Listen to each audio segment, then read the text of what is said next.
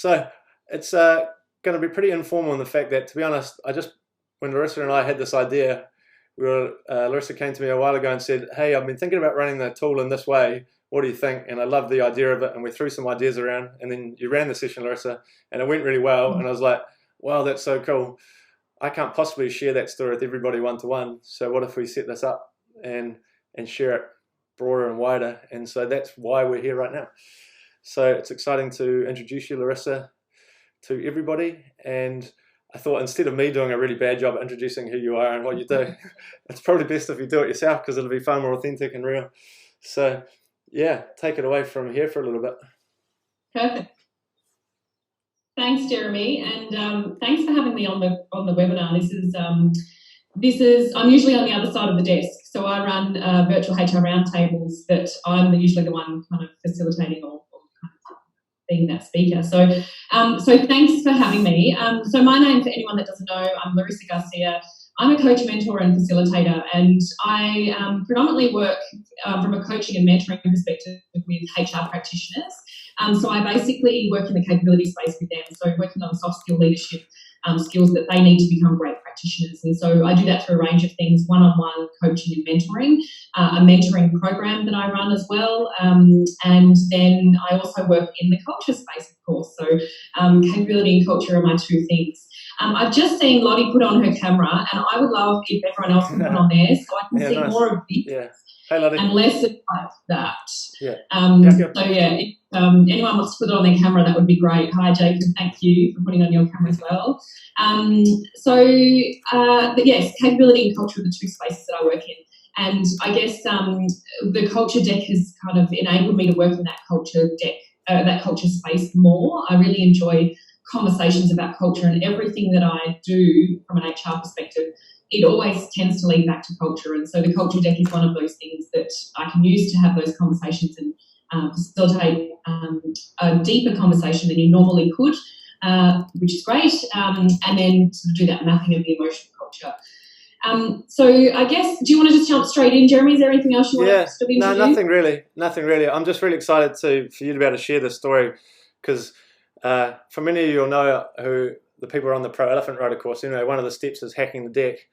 I'm a big fan of people taking the deck and using it in ways that I never designed it for. In fact, most of the ways that I designed it for there's way more ways that I didn't design it for. It's being used because of people like you, Lorissa, and a few other people on the call right now. And so it's just exciting to hear a different way of using it, which was unexpected. And it'll be cool to share that with the people, because it looks like, from most of the people I can see here now anyway, most people have got some experience at some level with the deck itself. So I think it'll just add another level of expertise, or another level of use for people. So yeah, I'm just more than keen just to hear your story about how you used it, why you used it, and what came out of it, really. Yeah, sure. I do have a little share screen. Can everyone see that? It's just a couple of slides. Everyone's got that in front of them? Yeah, cool. Brilliant. So basically, the client that I've been working with, I'm a strengths-based coach, so I use the Clifton Strengths tool to do strengths-based coaching, and they had asked me to come in and do some work with the strengths-based approach, and so I went in and did 3 days with their leadership team and their contributors team, and that was sort of the start of that relationship. In their operational plan, though, and which linked to their strategic plan, obviously, they had some leadership and management capability that they needed to develop over the next 12 months, and that's where this started. And so part of that sort of strength space was I work predominantly from that understanding self before you can understand others. And so as a starting point, understanding the lens through which people see the world. I guess the follow-up to that was that they needed some more leadership and management capability to have some tough conversations. And the reason that I was brought in is that the group that I was working with, the leadership group that I was working with, they had voiced some concerns about having conversations with their clients. And when we sort of looked at the type of conversations they were having, they are so I can't give too much away about the client themselves, but the type of client, They're a private development company, and so they have a government agency as their partners and as their clients, if you like, and fully funded by government. And so their ability to have some tough conversations was sometimes held back because of maybe some contentious issues, maybe some sensitivities around some funding or around a particular program. So where it came to, I guess, in that entry point of coming into a courageous conversation session, the group was very high in harmony. So for those people that are aware of the strengths approach, harmony is about finding common ground, but it's not about rocking the boat. And the entire team was heavy on harmony. And so what that meant is that they shied away, from those conversations a lot. They would rather stand back and wait until they could find common ground before actually speaking up and talking about the things that needed to be said. So very adverse to sort of anything that was confrontational. And so that's where it kind of started. And when I was coming in, they sort of we just want a half-day workshop. We all know that half-day workshops, although they sound great, that makes, gives people the opportunity to come out of the business and do some learning and then go back to the business and go back to their job. What happens is you are often rushed and it's a very short time frame that you've got to deliver change. And so I'll talk about at the end how we're sort of enabling and embedding that change because of a half-day workshop. It's a taster, it's skimming the surface. So basically, I might just run through really quick because I know that we've only got a short sort of time frame.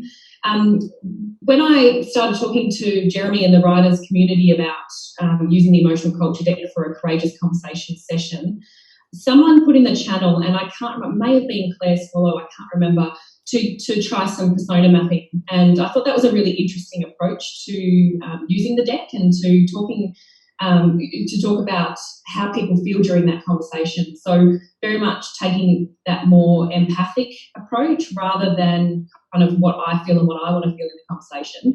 You're actually taking the focus off of yourself and putting it onto the person who you're communicating with. And so going into the session, I opened up with a story about, courage and vulnerability. And anyone that's seen the Brene Brown work, she talks about courage and vulnerability, and the definition is, showing up when you can't control the outcome. And so I started there and started talking about what courage looks like and what is a courageous conversation for this particular group of people. I work more facilitator mode than trainer mode, and so that was a facilitated conversation. They were, I was drawing that out of them and up on the flip chart, discussing what a courageous conversation is. And so you'll see on the next slide, we sort of went through and, providing feedback to people that we manage or disagreeing with a client or a manager, moving someone on, so the termination process, that can often be very difficult. Life decisions that didn't just touch on business, and in a work sense. It was very much about what are the other things that are impacting our ability to have those conversations. So we started talking about parenting. Parenting is one of those things that you often have to have courageous conversations with your partner or with your parents as grandparents to that child. And there's courageous conversations that happen every day. So, we sort of flip charted that out and had a really deep discussion around what that is. And that was basically me just getting a baseline understanding and for them to understand that these are the types of things that we class as courageous conversations. The next thing that we moved on to was a stakeholder analysis. And I can't put up the details of that because there's some commercially sensitive information in there. But what we looked at was from a local level, so what's happening here in Australia, from a regional level, and then at a country level, so the country offices that this particular organisation was working in. And we kind of got it into a couple of different buckets, if you like. So we had clients, so the client is the government. The partners, so they are people who deliver projects on behalf of this company. Project delivery teams, which are internally led teams in this organisation that deal with partners and layers and partners. And then internal stakeholders was the sort of the fourth group. And internal stakeholders are things like, your finance department, the marketing department, anyone who this particular leadership group would be talking to. We had quite a long list and had quite a really kind of in-depth discussion about the complexity of people that this leadership team are dealing with. And that was one of the learnings out of this process is that even though, there's a whole list of people, of stakeholders that this particular leadership team are dealing with, if you look at any of the other people in that list, they're also dealing with a whole heap of complex relationships that they're trying to manage as well. So it was a really good insight for that leadership team to have recognition that it's not just them dealing with complex relationships and many levels of relationship. It's, everyone is dealing with a similar level of complexity, if you like.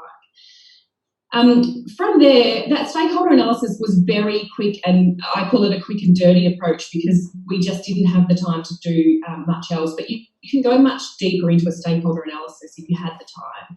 If you had a full day, you would be able to do much more around this stakeholder analysis, really drill down and really look at the influence and the impact that those stakeholders have, and then start to map out, from an emotional culture deck perspective, how you want to be treating them or how they want to feel. Because we had such a large list, I used a voting system, so I got the little sticky dots out and got people to vote and got it down to 2. And the 2 that we ended up with was a client, so the government client, and an employee. So often leaders and managers are avoiding conversations in workplaces with employees and their direct reports. And it comes back to that kind of harmony for them. We sort of unpacked that a little bit. It was around that harmony strength of theirs and not wanting to rock the boat and waiting to find common ground before they had those conversations. So the next step that we got to do was I wanted to unpack why it was such a challenge to have a courageous conversation. And so again, a facilitated conversation, whiteboard, flip chart, post-it notes, and kind of got people to talk about what do they find most challenging about having a courageous conversation. And, the things that are coming up are around, that ability, inability of being liked, or, unpopular decisions, or there's budget restrictions, or there's funding things that if you have that conversation and it goes wrong, that it's going to affect maybe the way that they're funded for future. It was around authority, levels of authority or levels of hierarchy in the organisation or with those client groups. So there's a whole range of things that, that come out during that. And it was a really good conversation to have, I guess, for them to actually look at why they're not having those conversations. We can talk about the fact that they're high in harmony, or it's not their personality type, or the environment doesn't allow it, but actually talking about it as a group and just synchronising what they're feeling was probably a turning point in that session actually, and it kind of changed the direction and opened up the possibility of the possibilities of more conversation with that group. So I felt that it was a kind of crucial moment. Before I go on, I feel like I'm talking really quickly. So before I go on, I just want to check in and see if there's any questions. Jeremy, I can't see the chat, so if you could manage that chat for me. No, not yet. Does anyone have any questions so far? No. Nice to see everyone's cameras on. Thank you. So after we had that challenges conversation, the next thing was to look at this what I called a personal persona map. So this was basically mapping kind of your own persona. And I put together this little tool. So basically the tool is you're doing the emotional culture deck in this process for yourself. The emotions you want to feel and don't want to feel going into a courageous conversation.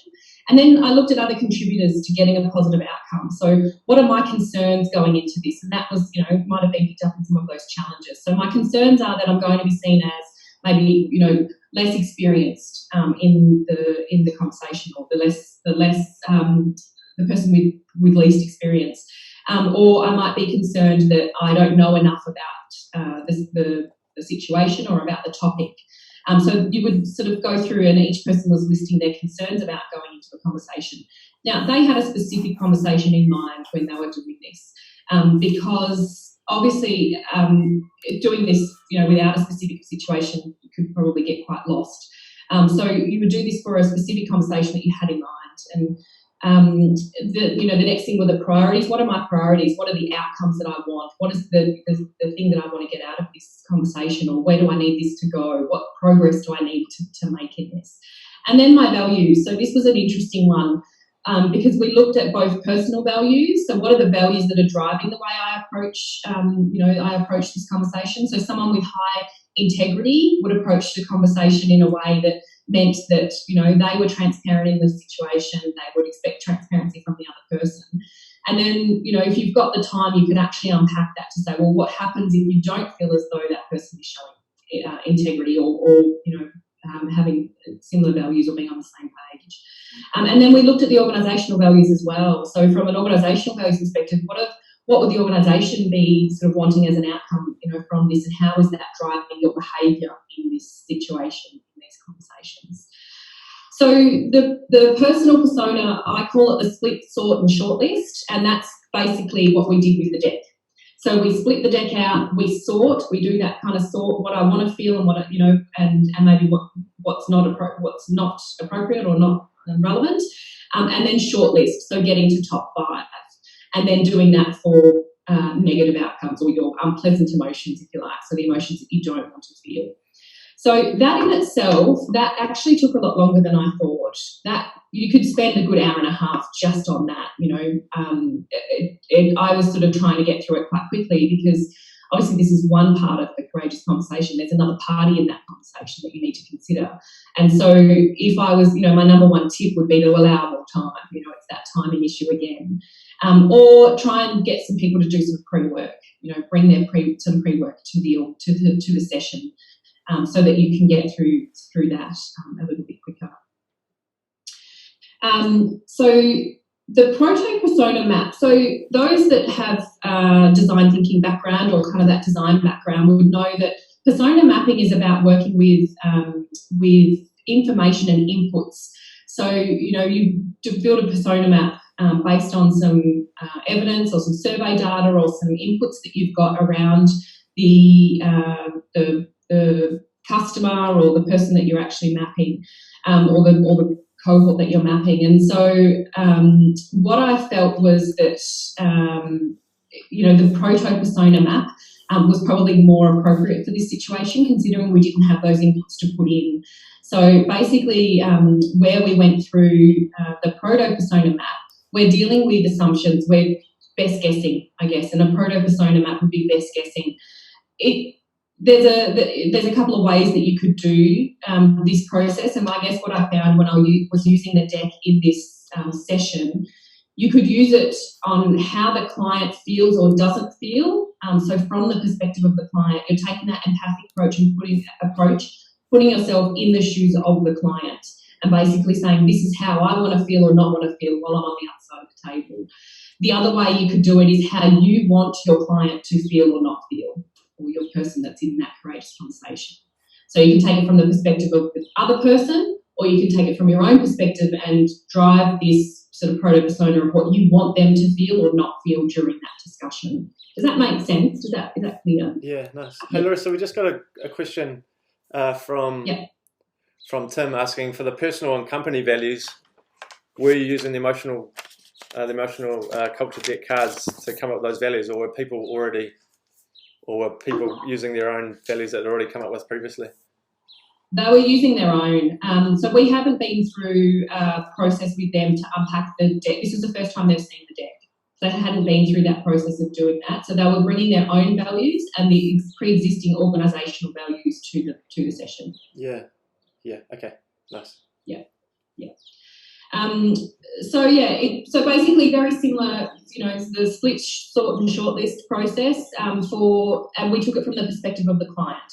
So how the client, wants to feel or not wants to feel. And we're obviously, again, guessing, best kind of guess. Looked at their concerns, priorities, values, and we looked at all the values for that because we didn't want to make that assumption of what people's values were in that. With our own work, with that personal persona, we can use our own values and talk from our own perspective. When we were doing it for the client, though, or the employee, we did it based on the organisational values. And if you had more time, you could unpack that a lot more as well. I think you could spend a lot of time sort of in there. So I guess the next thing that we did was, based on those two groups that we came up with, the employee and the client, we split into two groups. So there was 3 people in each group. split into two groups and unpacked the deck as a group and sort of went through and discussed what we think the person, the client or the employee would want to feel during, going into a courageous conversation and what they wouldn't want to feel going into a courageous conversation. Again, that process I was expecting to take sort of 10 minutes, 25 minutes, easily. Yeah, it's one of those things that it's a real conversation starter, right? And I can see some people nodding, going, yeah, because I completely underestimated the time that it would take to do that. And so I think, where you've got time, I think, that's the biggest thing that we can do to influence our clients is to express, I guess, the value that they would get out of spending a little bit more time doing this process. So we basically came up with, so this is one of the examples of the proto persona, and this was the employee, I think, the team member. So we talked about the team member and the emotions that they like to feel.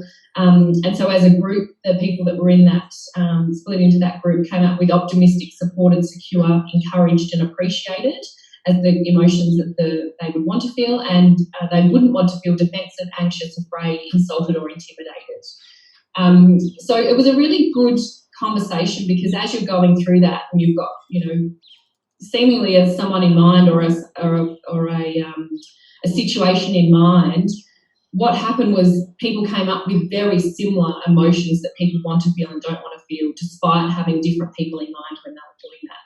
Coming together and saying, well, everyone would like to feel encouraged during this. What does that actually look like? What does encouragement look like during a courageous conversation? What does supported look like during and after a courageous conversation? Because it's not just about that one communication.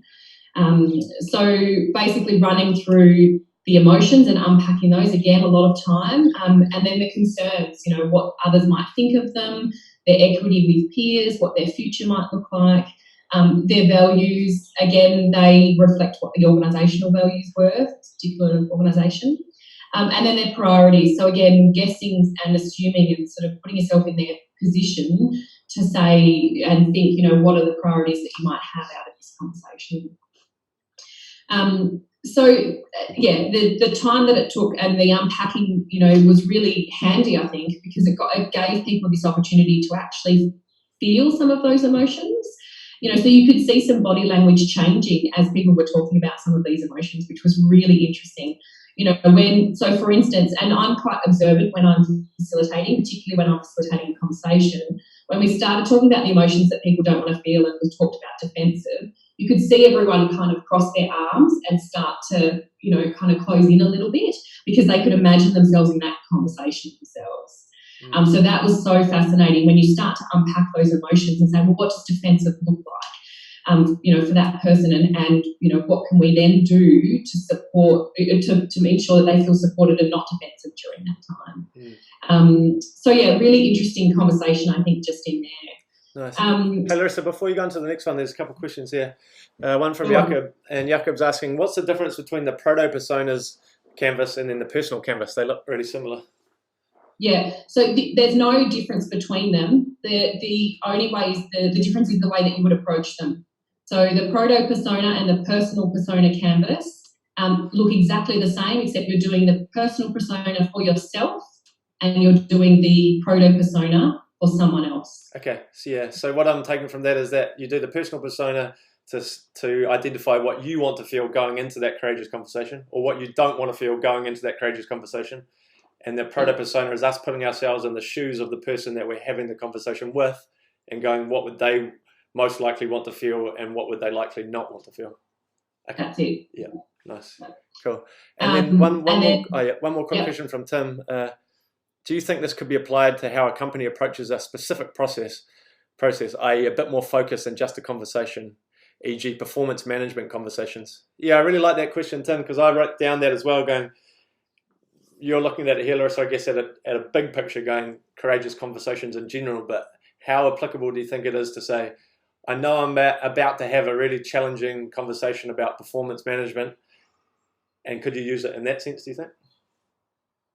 Yeah, so I've got an HR background, and when I talk about performance management, there's two parts to that. So the first part is your performance appraisal process. So that's just your kind of regular feedback going through, KPIs, goals, etc., and behaviours. And then the second one is the managing poor performance. So going into a performance conversation where your performance is not great. So I'm assuming that we're talking about the second one here. Yeah, it was more of just an example, because it's the question from Tim is like, could it be applied in more specific conversations, I guess, rather than just generically courageous conversations?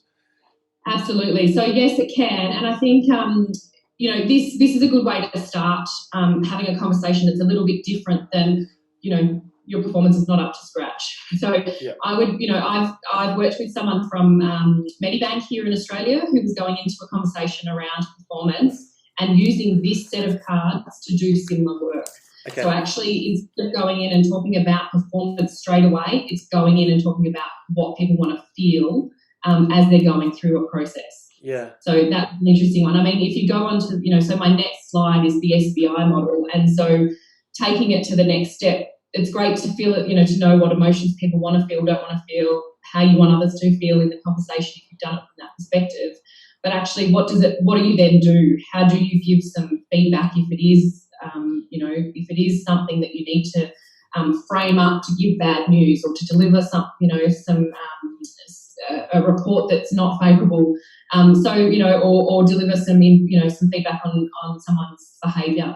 And so I used two models in the session. So the SBI model. So the SBI model is, I can't attribute it. I tried to look for who did it. I have a feeling it's one of the big four that put this together.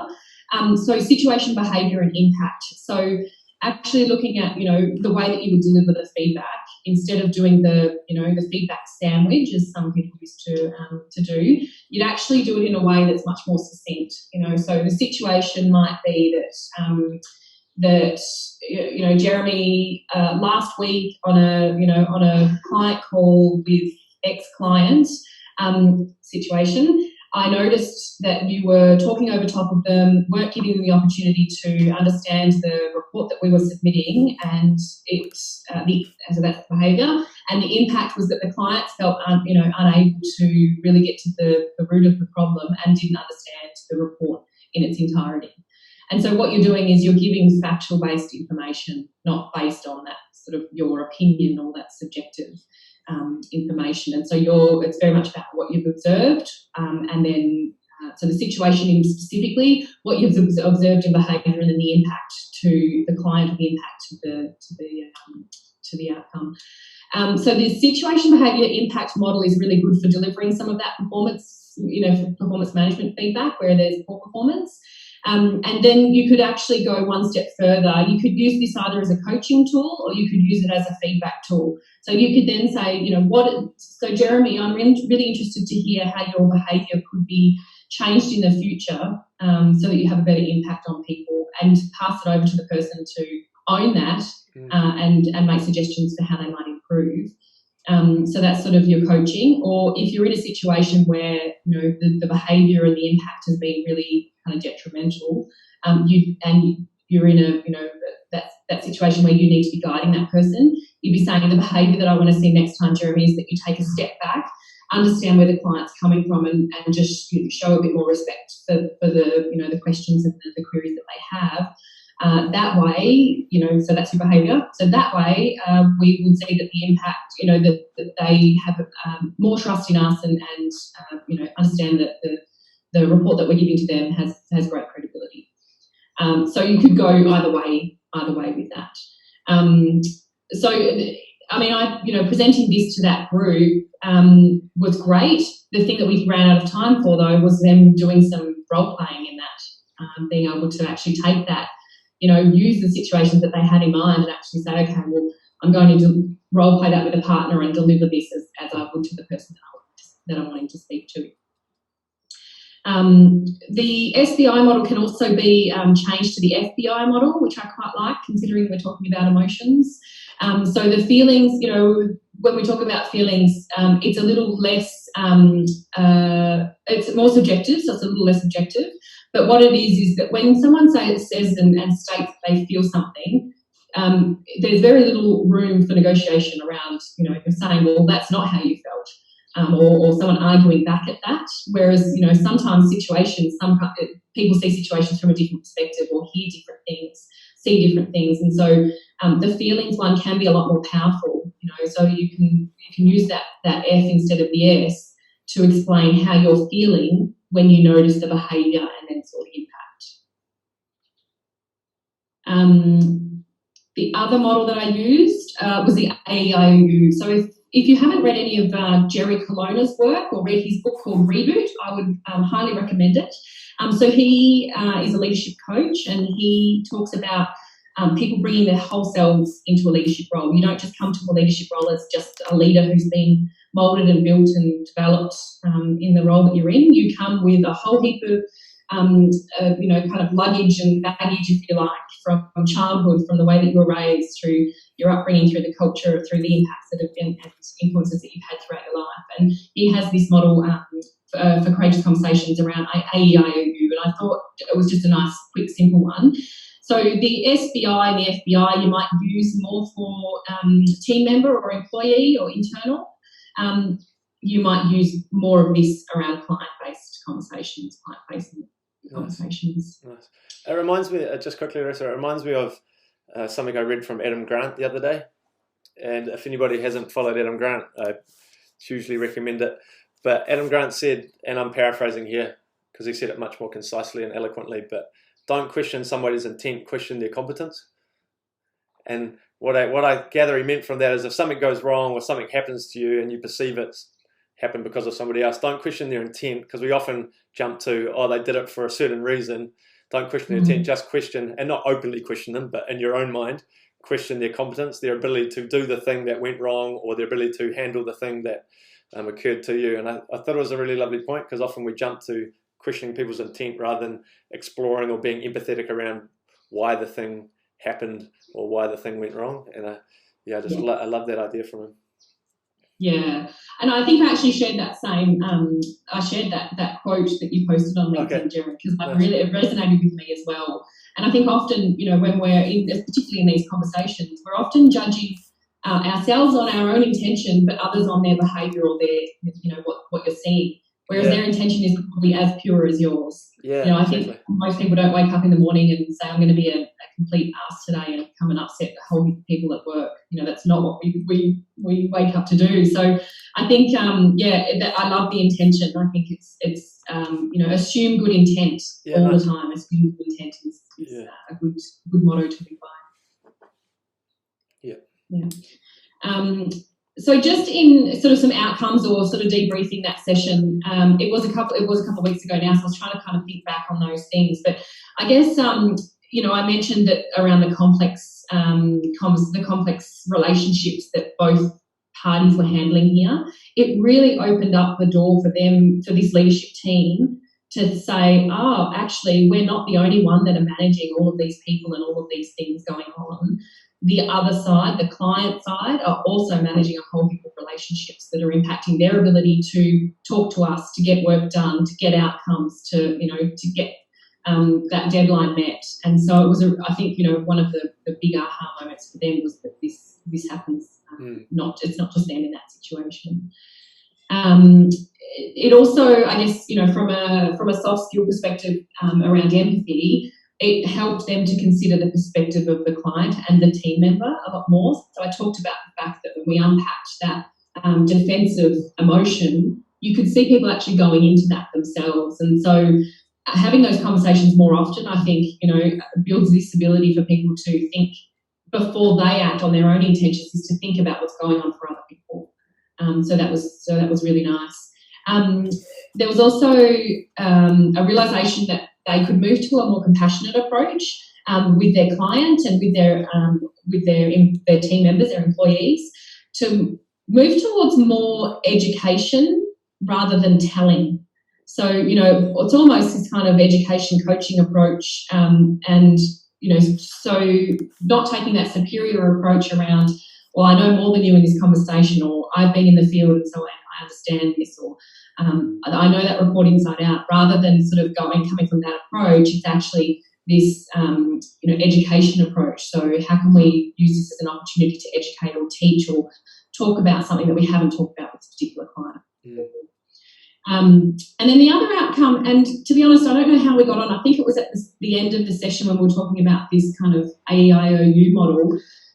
We talked about a particular manager who, going into a tough conversation, he had a lot of tattoos on his arms, and so he would always wear long sleeve shirts. And so if he come to work with a long sleeve shirt on, you would know that you're in for a tough conversation or a tough day. You would know that he was serious. Whereas if he was having just a normal day and he didn't have kind of big conversations to have, he'd wear his short sleeve shirt and show his tattoos and things. And it was such an interesting conversation, because what it showed was that regardless of what we do as a leader, we're always sending out signals. And what are the and so it turned around to, for me to ask the group, what are the signals that you're sending? What are the things that you're doing that you're probably not even conscious? It's unconscious signals that you're sending to people when you're turning up dressed up, for a meeting, or not dressed up, or you have your hair different, or just little things like that we might make extra effort for, or do something different, or, take a different, get your coffee from a different coffee shop because you know that you've got a meeting that you need to have and you're trying to avoid someone, or, something like that. So, one of the biggest things that come out of that, and at the end, which I wish we had more time to do, was that what are the signals that you're sending? What are the signals that you're putting out as a leader? Yeah, nice. That's really cool. So that's it for me, I guess. Yeah, we didn't have time to do the kind of role playing with the IOU or the SBI model, which was a bit of a shame. I did talk about at the start of the session how we're embedding this in the organisation, because that half day just didn't cut it. So what I have started to do is, in my anything that I'm doing around a proposal for facilitation, I actually build in a 2-hour session to come back a month later. So a month later, I'll come back and run a leadership circle with that same group.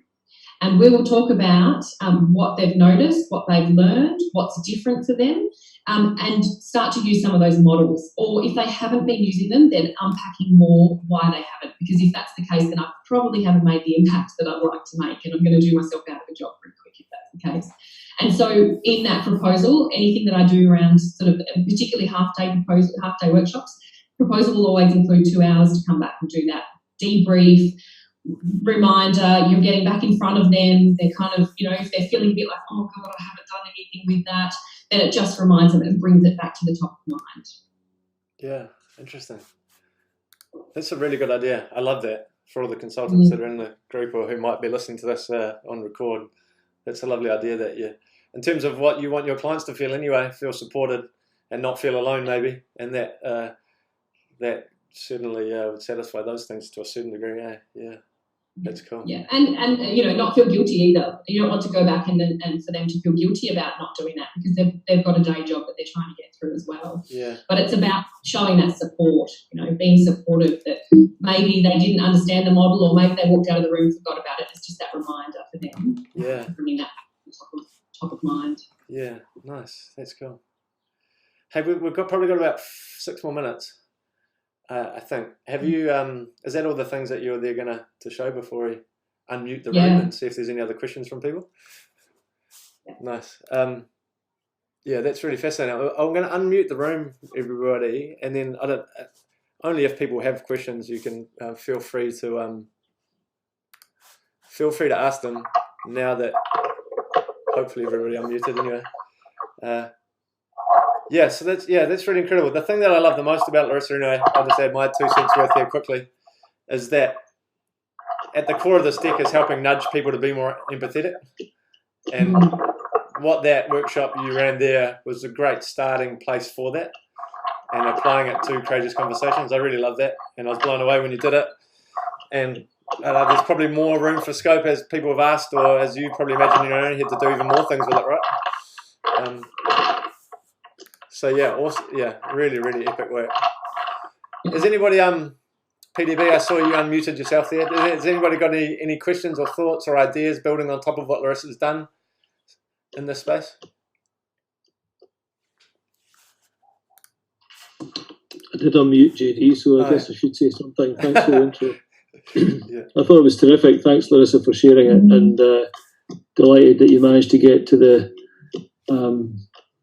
follow-up piece at the end, because whether it's this or anything else that we're doing with clients, there's always a risk that you might have a client that is doing something because they feel it's the right thing to do at any one point in time.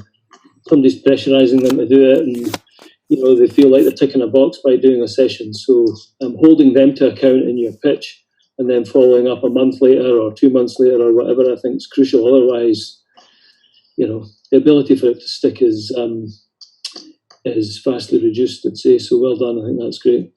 Yeah. Thank you. Yeah, I mean, it's value for the client, and it's.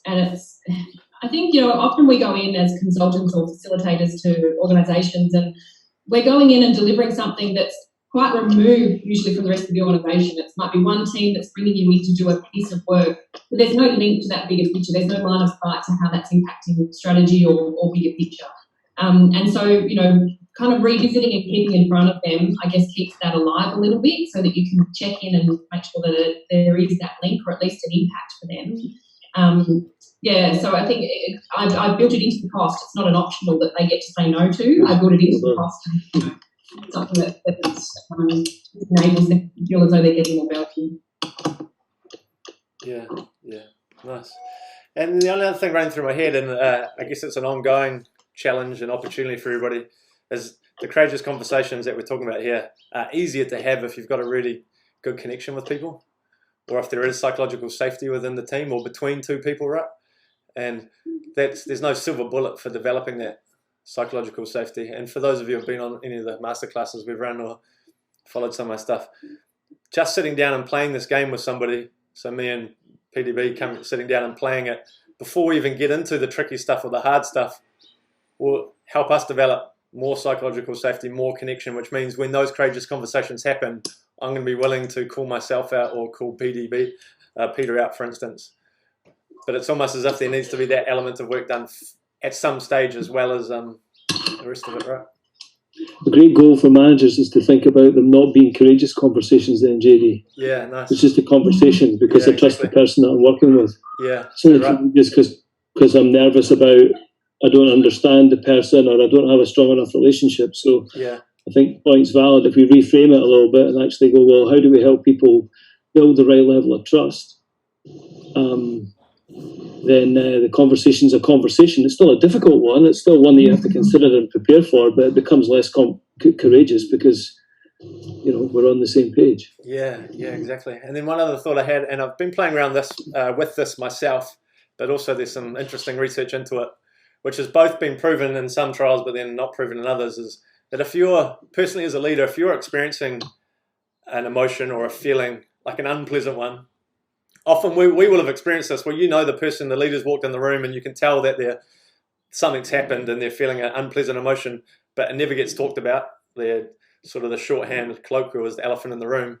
But there's been some really cool studies on when the leader sits down and they actually articulate or share that, for lack of a better word, that shitty thing that they've just experienced, when they put that on the table, how people then respond to that. Because if we think about emotional contagion and how we catch emotions subconsciously, automatically, quickly, then whatever emotion you're experiencing when you walk into the room with your team or via video or whatever it might be, that will be caught by your people really quickly without you even knowing it. And so by calling it out, that helps to appease it apparently on some levels. But then also some other trials simultaneously have said that it doesn't. So I'm still torn on that. But in terms of emotional contagion, that does exist. And in a conversation or a courageous conversation, being aware of how you're feeling walking into that conversation is really important, because the person you're with has a very high likelihood, a very high chance of catching what you're experiencing right there. Yeah, and if anybody's interested in, I might actually even share that link again, but I think it was in one of the 1-to-1s I sent out recently, a podcast from Sigal Bassard talking about loneliness in the organizations. And at the back end of that, there was a whole piece, like 10 minutes on emotional contagion.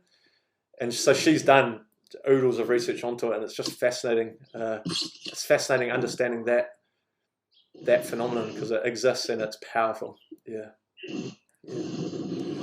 So I think we might, thanks very much for your input there, Peter. Lorissa, amazing. Thank you so much for taking time out of your crazy busy schedule to come and share this, because it's cool to hear from you about it, and I hope it was interesting for other people. And even if anything, it might give you or some other people confidence to try this conversation or try a session like this with teams or with clients, and then see where it takes you, experimenting with it. So thanks so much, Lorissa. Yeah, my pleasure. really cool I work. think these are great. I think there's opportunity for us all to learn in here. I think if we can do some more of these, it would be amazing for looking how to hack the deck or what we've learned during those, mapping of emotional culture processes. Yeah, nice. Who's next? Claire said, "Who's next?" I don't know who's next. I've been thinking about this, but we'll come up with a plan, and I'm not going to promise anybody anything, but I will promise you that there'll be something, and it'll be a surprise at some stage. Yeah. Cool. So yeah, thanks so much everybody for your time today. Amazing, and looking forward to chatting again soon and catching up with everybody as we do. Awesome. Thanks, Thank you. okay. Thank you. you. Awesome, everybody. Thanks. Okay, have a great afternoon or morning wherever you are.